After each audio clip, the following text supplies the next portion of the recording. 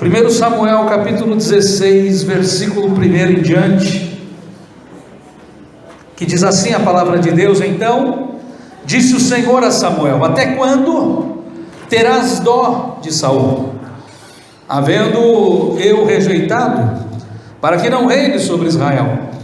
Enche um chifre de azeite e vem, e enviar-te-ei a Jessé o belemita, porque dentre os seus filhos me tenho provido de um rei.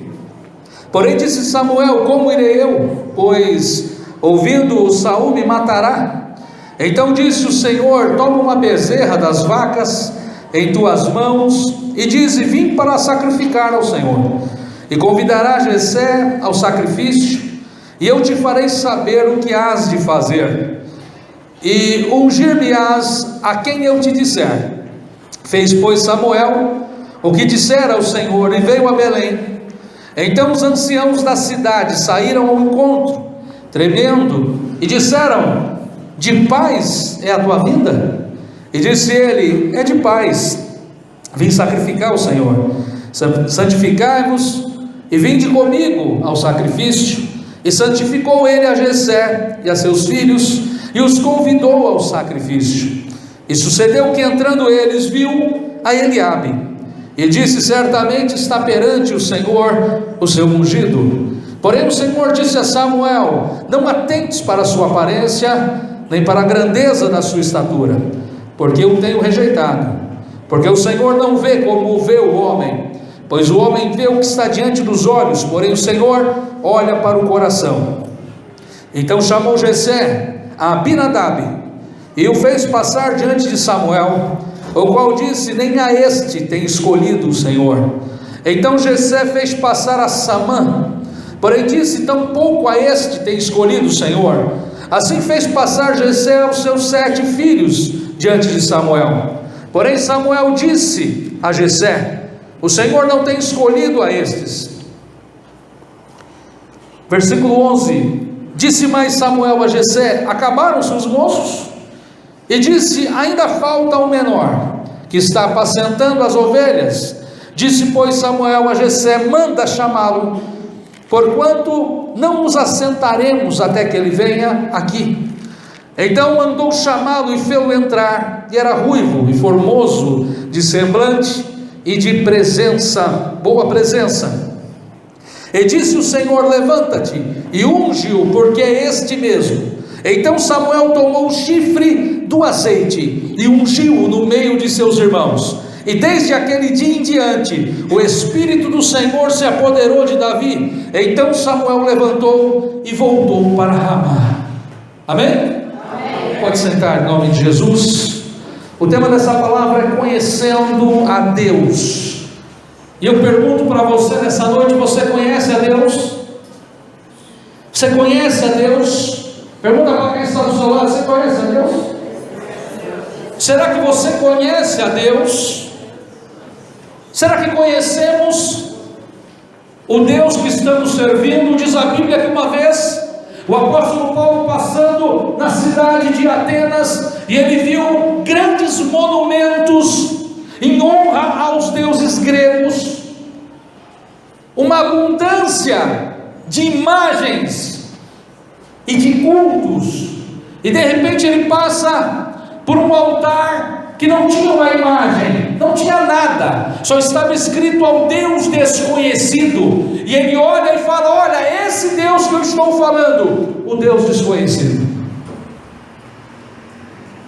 Às vezes você olha e as pessoas, na sua arrogância, na sua soberba humana, se tornaram especialistas em Deus. Especialistas. Existe uma matéria que é a antropologia, que estuda o comportamento do homem através dos tempos. Ele estuda e ele consegue decifrar o homem, entender o homem. Tem outra matéria, psicologia, que estuda as emoções do homem. Tem outra matéria, filosofia, que estuda o pensamento do homem, a evolução do pensamento do homem. Você vai procurar, vai querer entender como os homens pensavam há 1000 anos atrás, há 2000 anos atrás. Mas a Deus, irmãos, não dá para esquadrinhar quem é Deus, não dá, porque Deus é um mistério, amém?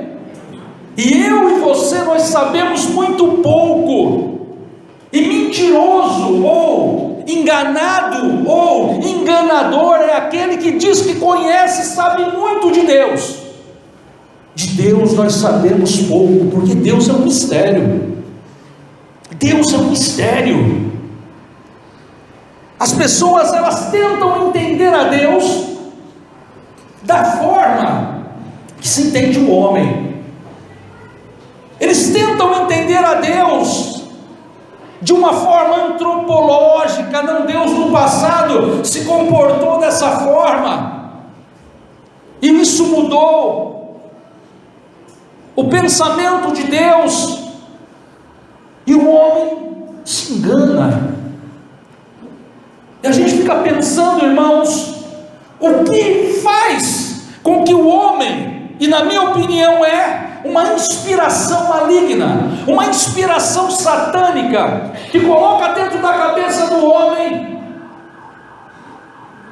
um raio-x de Deus, e Deus é um mistério. Se você se colocar diante de um espelho, se você for um dia fazer uma terapia, se você for um dia conversar com uma pessoa profundamente, de repente você se surpreenda com você mesmo, você se surpreende com as suas próprias emoções, você se surpreende com o seu próprio caráter, de você olhar e falar: eu não sabia que eu era assim, e agora me reconheço assim. Ou seja, o homem, ele não consegue nem entender a si próprio, ele não consegue nem conhecer a si próprio, ele não consegue nem decifrar as angústias da sua própria alma, mas ele diz que conhece a Deus, e Deus é um mistério.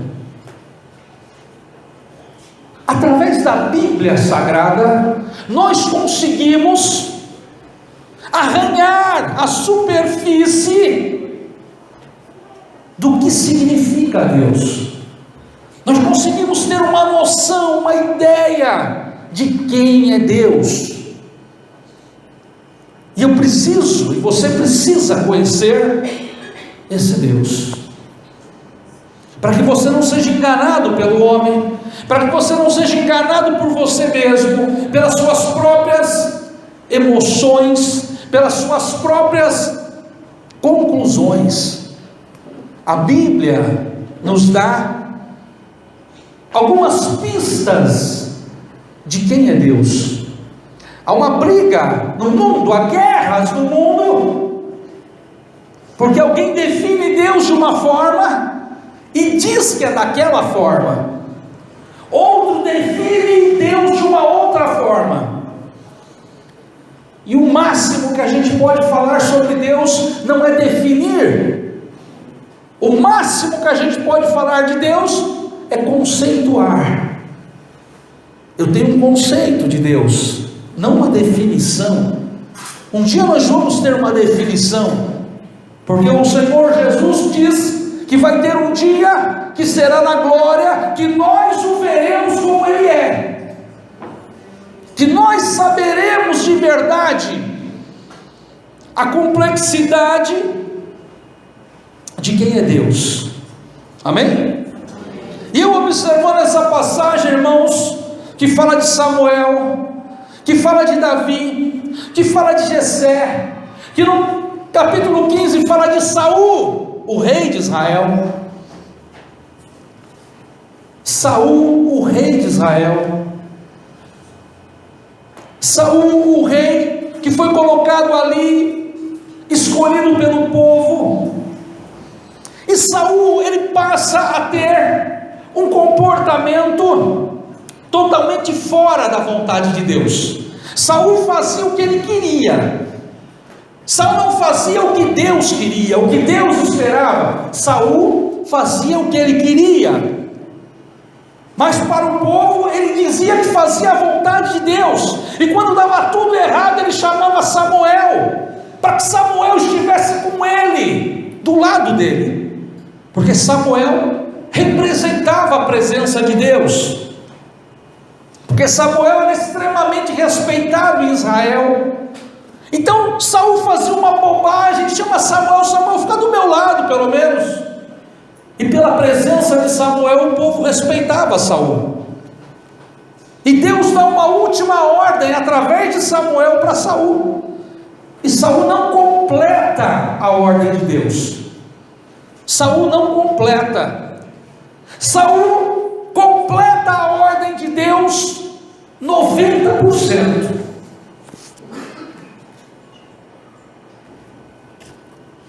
A ordem era acabar com os amalequitas. Amalequita, irmão, era um povo que diz a Bíblia, quando o povo saiu do Egito, os amalequitas, sem qualquer motivo, atacou o povo de Israel. A intenção era acabar com o povo de Israel, e Deus fez uma promessa de que iria exterminar os amalequitas da face da terra, porque a amalequita é um povo terrível. Você conhece algum amalequita? Conhece? Você conhece. Amalequita é o povo que atacou o povo de Israel sem motivo. Já teve gente que olhou para você e falou: olha, você nunca me fez nada, eu não vou com a sua cara. Sim ou não? Amalequita, sem motivo nenhum. Eu não gosto dele. Ah, não sei, irmão, meu santo não bate. Pô, o cara nunca te fez nada, aquela moça nunca fez nada, mas eu não gosto. Vou fazer o quê? O que eu puder fazer para atrasar a vida dele, eu vou fazer. Amalequita,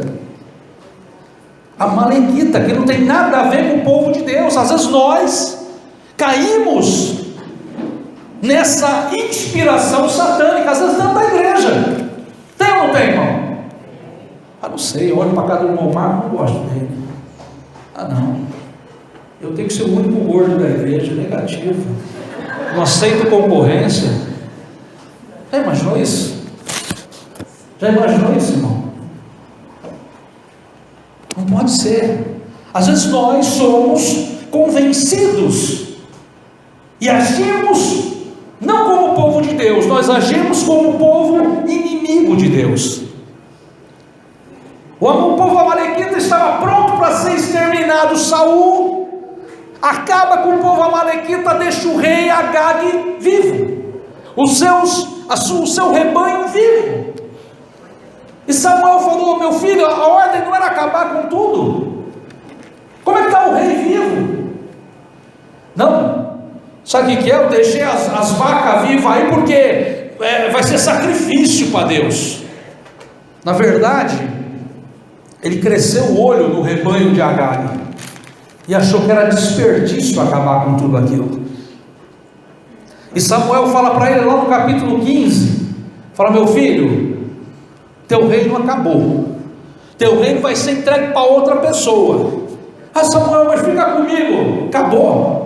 E fala a Bíblia que ele sai andando, Saul corre atrás dele, segura ele pela capa, a capa rasga. Ele falou: é isso que aconteceu, teu reino hoje foi rasgado, acabou. Só que Samuel, ele tinha por Saul uma afeição. E a gente tem que conhecer a Deus, irmãos. Samuel tinha por Saul uma afeição, uma misericórdia, uma simpatia.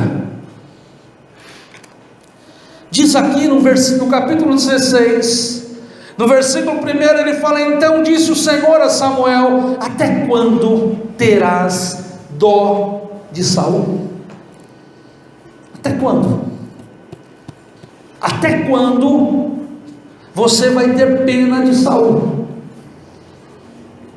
havendo eu rejeitado, para que não reine sobre Israel? Até quando você vai ter pena de Saul? Às vezes, irmãos, a nossa vida ela é paralisada porque você tem pena de pessoas que não se arrependem, de pessoas que estão do teu lado, que estão no seu convívio, não se arrependem, permanecem no seu erro, permanecem no seu pecado, e você olha e fala: mas não devemos ter misericórdia? Sim ou não? Sim. Nem sempre a misericórdia cura. Às vezes o que cura é o deserto, às vezes o que cura é a guerra, às vezes o que cura é o fogo, às vezes a misericórdia só serve para protelar uma situação, como no caso de Saul. Saul errava, Samuel passava pano. Saul errava, Samuel levantava.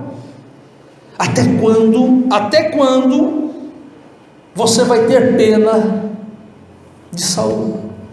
Até quando? A gente tem que, irmão, como eu falei, conhecer a Deus e parar de tratar a Deus como homem. Nós tentamos entender a Deus como homem, e nós temos que agora começar a entender a Deus como Deus. A Bíblia fala, no livro de Marcos, no capítulo 6, no versículo 11, ele fala: e tantos quanto vos não receberem, nem vos ouvirem, saindo dali, sacudi o pó que estiver debaixo dos vossos pés, em testemunho contra eles. Em verdade vos digo que haverá mais tolerância no dia do juízo para Sodoma e Gomorra do que para aquela cidade. Às vezes na igreja pessoas se perdem. Você vai atrás da pessoa por misericórdia, por amor. A pessoa não quer. A pessoa não quer seguir a Cristo. Ela quer que você siga o que ela quer. Não sai da igreja por causa disso. Eu saí da igreja porque botaram porta de vidro. Eu acho que tinha que ser sem porta de vidro para correr um vento. Eu só volto se tirarem a porta de vidro. Ele não está nem um pouco preocupado com as coisas de Deus. Ele está preocupado que você faça aquilo que Ele quer que você faça. Ele não está em nenhum momento arrependido, ele não está em nenhum momento triste por falta da presença de Deus. Não, Ele quer que você faça aquilo que Ele quer. E muitas pessoas já me falaram isso: poxa, você não foi mais visitar fulano, você não foi mais lá, olha, a pessoa está precisando, olha, você já foi ali, mas sabe por que eu não fui, irmão? Porque eu sacudi o meu pé, e a poeira do meu pé é testemunha contra ele, porque Deus viu que eu fui lá na casa dele, lá na casa dela, para falar de Jesus, e lá não encontrei arrependimento, encontrei a opinião de um homem, a opinião de uma mulher. Só volto se fizerem assim, só volto, sempre foi assim, você mudou, tem que ser assim, ou seja, tem que ser do jeito que eu quero. E eu tenho que conhecer a Deus. Tem pessoas que não estão mais nessa igreja, são pessoas que eu ainda amo, mas não estão mais nessa igreja. E se eu ficar indo atrás, eu não vou estar fazendo a vontade de Deus, eu vou estar fazendo a vontade do meu coração. Não, vamos lá, eu vou arrancar a porta de vidro, vamos lá. Não é isso. Não é isso que Deus quer para esse lugar. Amém? Até quando você vai ter pena de quem não se arrepende? Tem pessoas que não se arrependem, irmão. Tem pessoas que entendem que a igreja é um organismo humano. Não é. A igreja é um organismo divino. A igreja, o que sustenta ela é o Espírito Santo de Deus. É isso que sustenta a igreja. Não é dinheiro. A gente pede oferta para manter, para isso, mas não é o dinheiro que segura esse lugar. O que mantém esse lugar em pé é o Espírito Santo de Deus. Eu falo isso para você, irmão. experiência própria. Teve uma vez lá na Lemoa, nós fomos obrigados a sair do nosso salão. A irmã Elisa lembra, o Dé lembra, a Graça lembra, o Luciano acho que lembra. Sabe onde era o nosso culto? Debaixo da árvore. Juntava a igreja toda, Daniel, debaixo da árvore. E sabe o que acontecia debaixo da árvore? O Senhor falava e operava. Porque o que sustenta a igreja é o Espírito de Deus. É o Espírito de Deus. E ali Deus me mostrou muitas coisas e me fez entender e conhecer a Deus. Tem pessoas que não se arrependem, tem pessoas que não tem jeito, só passando por um processo, e esse processo não é o processo da misericórdia. Diz a Bíblia, no livro de Romanos 1,24, ele fala: por isso também Deus os entregou as suas concupiscências de corações, dos seus corações, a imundícia, para desonrarem seus corpos entre si. Deus os entregou. Tem uma outra passagem que fala: Deus os entregou a um espírito. Tem outra tradução que fala: Deus os entregou a um sentimento. Se você ler o capítulo 1 de Romanos, fala ali que perverteram a imagem de Deus, perverteram o significado do que é Deus, para justificar o seu pecado. E ali transtornaram o seu pecado, a sua concupiscência. E no versículo 24 ele fala: então Deus os entregou, porque chega uma hora que cumpre-se o que está no capítulo 6 do livro de Gênesis, que fala: não é para sempre que o meu espírito contenderá com o homem. Não vai ser para sempre. Deus, ele fala com você para você mudar. Deus fala para você mudar, Deus fala para você mudar, e chega uma hora que ele para de falar para você mudar.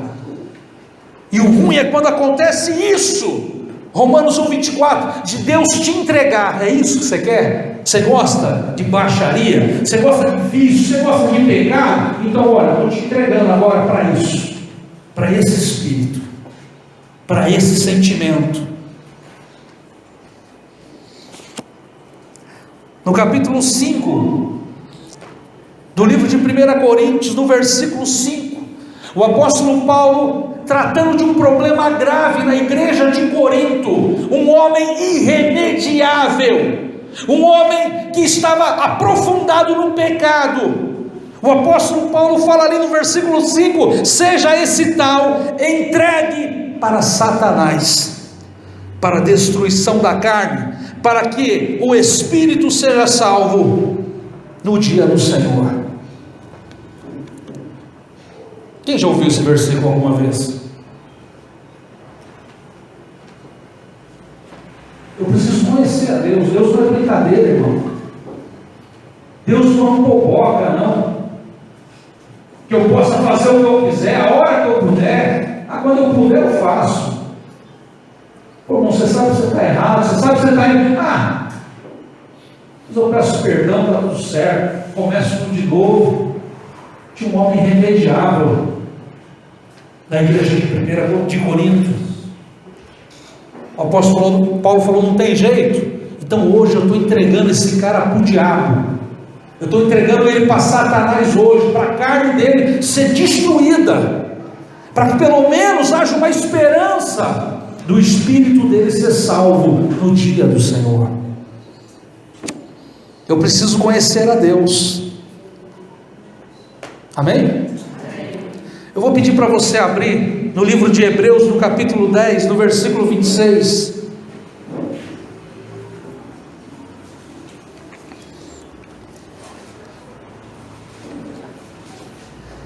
Amém? Hebreus 10, 26, que fala assim: porque se pecarmos voluntariamente, está voluntariamente aí? O que é voluntariamente? Deliberadamente. Eu que quero pecar. Porque se pecarmos voluntariamente, Depois de termos recebido o conhecimento da verdade, já não resta mais sacrifício pelos pecados, mas uma certa expectação horrível de juízo, de ardor, de fogo, que há de devorar os adversários. Quebrando alguém a lei de Moisés, morre sem misericórdia, só pela palavra de 2 ou 3 testemunhas. Quanto maior castigo cuidais vós, será julgado merecedor aquele que pisar o Filho de Deus, e tiver por profano o sangue da aliança, com que foi santificado, e fizer agravo ao Espírito da graça, porque bem conhecemos aquele que disse: minha é a vingança, eu darei a recompensa, diz o Senhor. E outra vez o Senhor julgará o seu povo. Horrenda coisa é cair nas mãos do Deus vivo. Quem já tinha visto esse versículo? Aqui ele fala: olha, se pecarmos voluntariamente, não tem mais sacrifício. Não tem mais sacrifício. Porque é como você estivesse pisando o sangue de Jesus. Pisando. Fazendo agravo ao Espírito Santo de Deus. Mas a igreja, irmãos, por falta de entendimento, não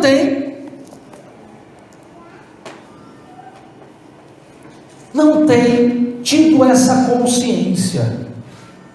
A Bíblia está falando, e eu preciso conhecer a Deus, para que eu não seja enganado, porque às vezes eu estou me enganando, porque às vezes as coisas não acontecem na minha vida, e eu não estou entendendo. Poxa, não acontece porque você voluntariamente está pecando o tempo inteiro, porque você já conhece a verdade, porque você já entende que existe um pecado, que é como uma doença, como uma lepra, que apodrece o teu espírito a cada dia, e que você precisa de um antídoto, de um remédio, e esse remédio é o sangue de Jesus, que te purifica de todo o pecado. Por isso que ele fala, né? Porque Deus amou o mundo de tal maneira, para que todo aquele, e mandou seu único filho, para que todo aquele que nele crê, não pereça, mas tenha a vida eterna.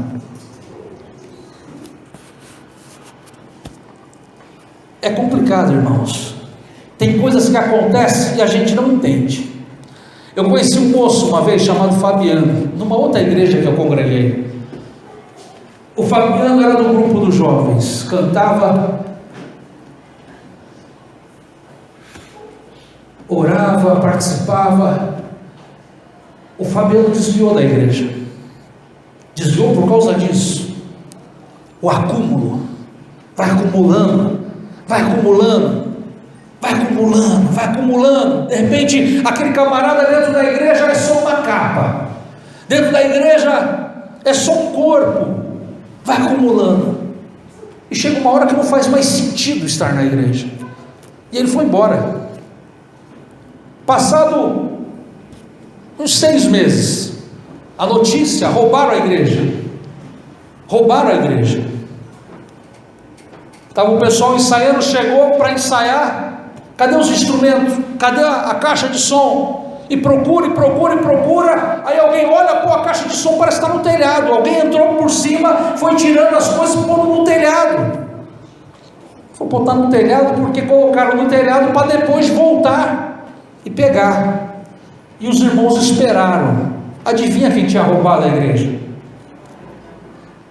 Fabiano. Tinha até um irmão na igreja novo convertido que quase, se o pessoal não segura, ia dar um pau nele fora do comum. Se fosse hoje eu não tinha segurado, tinha deixado atropelar mesmo, que é o que merece mesmo, esses crentes vagabundos. Fabiano vai para o mundo, Fabiano tinha um irmão muito parecido, e ele se juntou com uma moça, começou a morar junto, começou a trabalhar, e ele falou para a moça: eu vou voltar para a igreja, vou deixar essa vida e vou voltar para a igreja. Amanhã é culto, domingo, e eu vou para a igreja. E a pessoa falou: tudo bem, Você quer voltar para a igreja, você volta. Ele falou: mas hoje eu vou sair, hoje eu vou tomar uma cerveja, alguma coisa com meus amigos, uma despedida, e amanhã eu volto para a igreja. Nesse dia, o irmão do Fabiano arrumou uma confusão. Isso lá na frente do Hotel Charmes, antigamente uma favela enorme, ele morava lá. Perseguiram o irmão fugiu, encontraram com ele, acharam que era o irmão, mataram ele. E se você me perguntar onde ele está, eu não sei onde ele está. Um menino novo.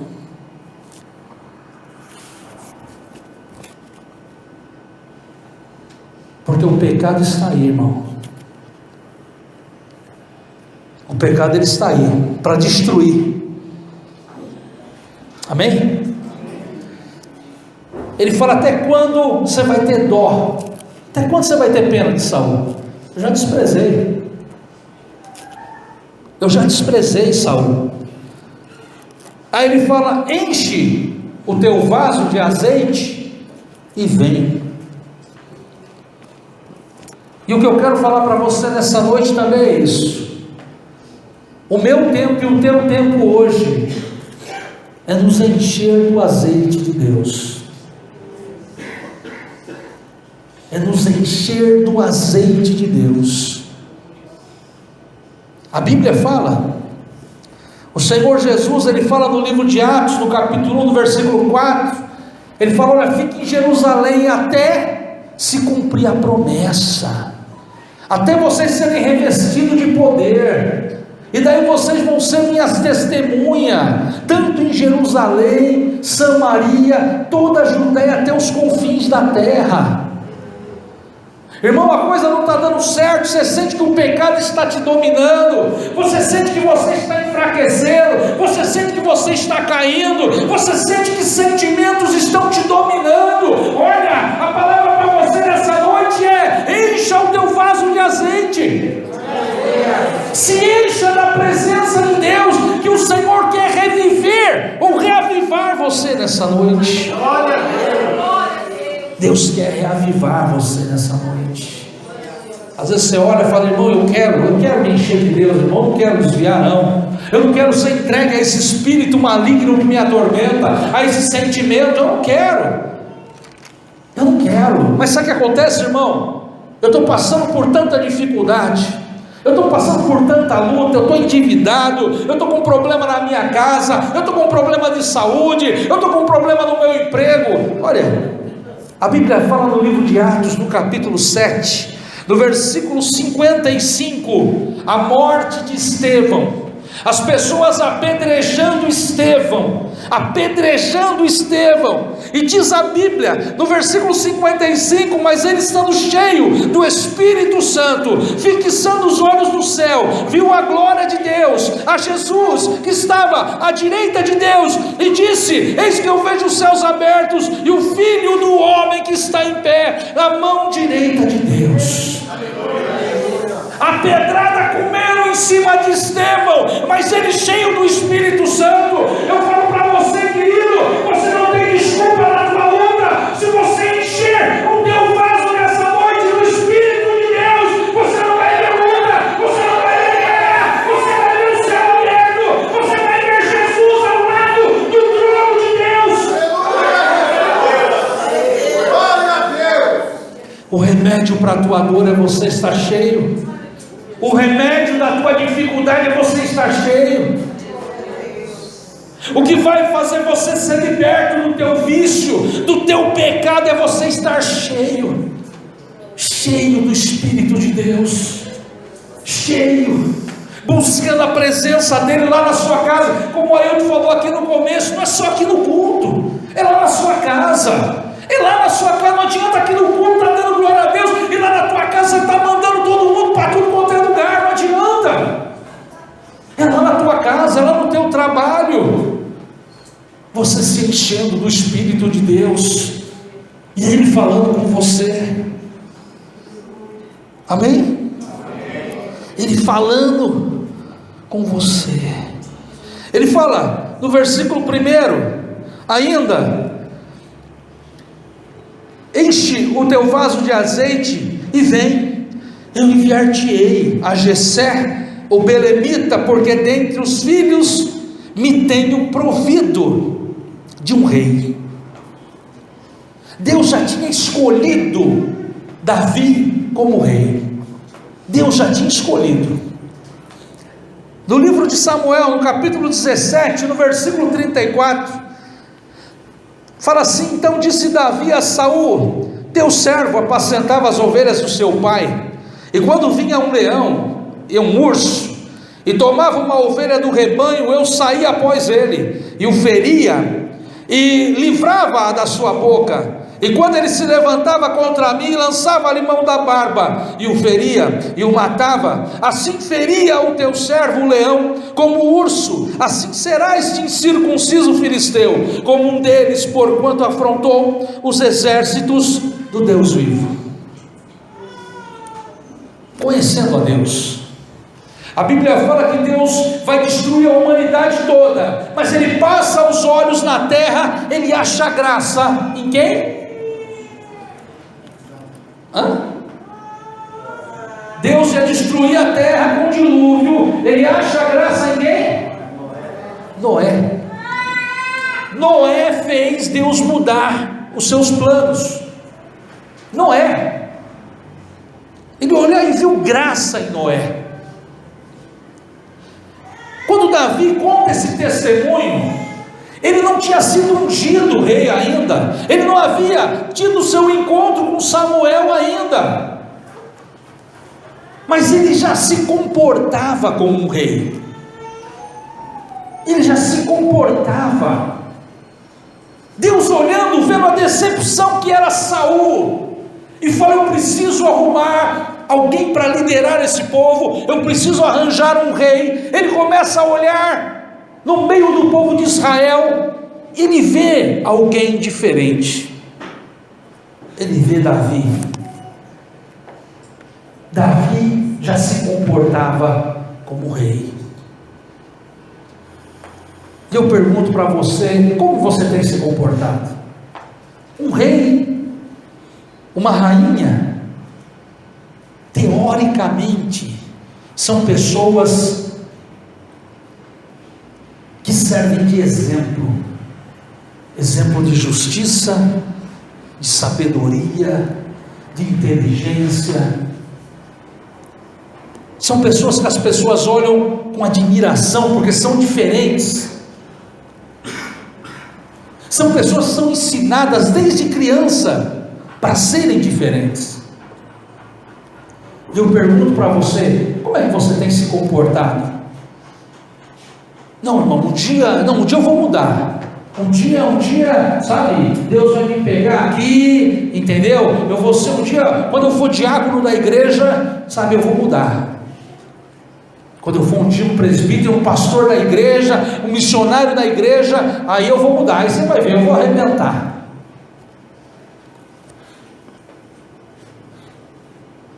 Tem que ser agora. Quando você acha que ninguém está te olhando, quando você acha que não vale a pena, mas vale a pena porque Deus está te olhando. Deus está te olhando. Deus está olhando quando ninguém está olhando. Como você viu na leitura,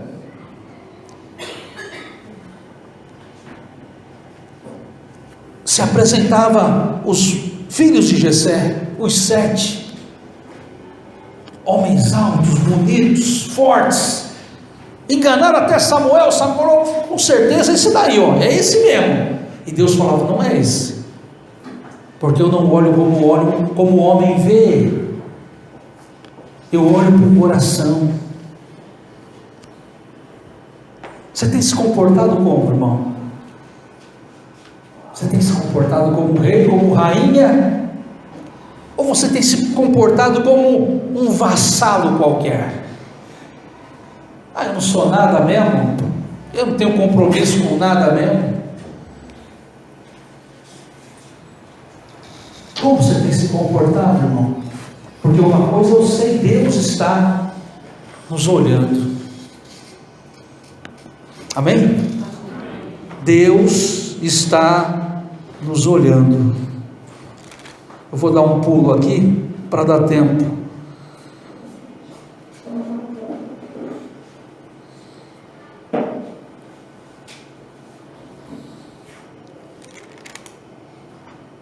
O versículo 11 fala: disse mais Samuel a Jessé: acabaram-se os moços? Os moços estavam ali porque sabiam que alguma coisa Samuel iria fazer. E disse ainda Jessé: falta o menor, que está apacentando as ovelhas. Disse, pois, Samuel a Jessé: manda chamá-lo, porquanto não nos assentaremos até que ele venha aqui. Davi não tinha nem sido convidado para aquela festa. Davi estava lá no meio do mato, apacentando ovelhas, nem sabia o que estava acontecendo. Acabaram-se os moços, Jessé, ele fala: não, ainda tem o menor. E eu falo para você, irmão, como é bom eu ser o menor. A Bíblia fala que os humilhados serão exaltados. Todo mundo nesse mundo quer ser o maior. Todo mundo nesse mundo quer ser servido. Todo mundo nesse mundo quer tirar vantagem do outro. Como é bom quando eu sou o menor. Você vai pedir perdão para aquela pessoa, mas não foi você que fez, foi ele que fez. Mas eu vou lá, eu sou o menor. Eu sou o servo. Eu sou o menor. Como é bom ser o menor. Jessé falou: falta o menor. E Samuel olha e fala: então manda buscar, porque nós não vamos assentar enquanto ele não chegar. E diz que ele chega, e o Senhor fala: esse aí se levanta e unge ele agora. E Samuel unge Davi no meio dos seus irmãos. O menor que os homens não tinham visto, o menor desprezado, esquecido. E eu digo para você nessa noite, meu irmão, se você é o menor, não se entristeça. Se você se sente humilhado, triste, esquecido, na tua casa, no trabalho, na igreja, onde for, saiba de uma coisa: o Senhor procura o menor. O Senhor está procurando você e vai achar você. E como diz o Salmo 23, prepara-me uma mesa perante os meus inimigos, unge a minha cabeça com óleo e o meu vaso transborda. Vai acontecer com você. Onde está o menor? Quem é o menor? O menor é aquele que serve. O menor é aquele que não tem medo de pedir perdão. O menor é aquele que ama. O menor é aquele que une. O menor é aquele que coloca os seus interesses de lado para atender o seu próximo. Como eu quero ser o menor, irmão, porque Deus não está procurando aparência, Deus não está procurando formosura, Deus está procurando o menor. Amém? Deus está procurando o menor. E fala que desde aquele dia o Espírito de Deus começou a agir sobre a vida de Davi. Talvez você olhe e fale: poxa, eu queria tanto que Deus agisse na minha vida. Eu queria tanto que Deus fizesse um milagre. Eu queria tanto que Deus fizesse uma intervenção.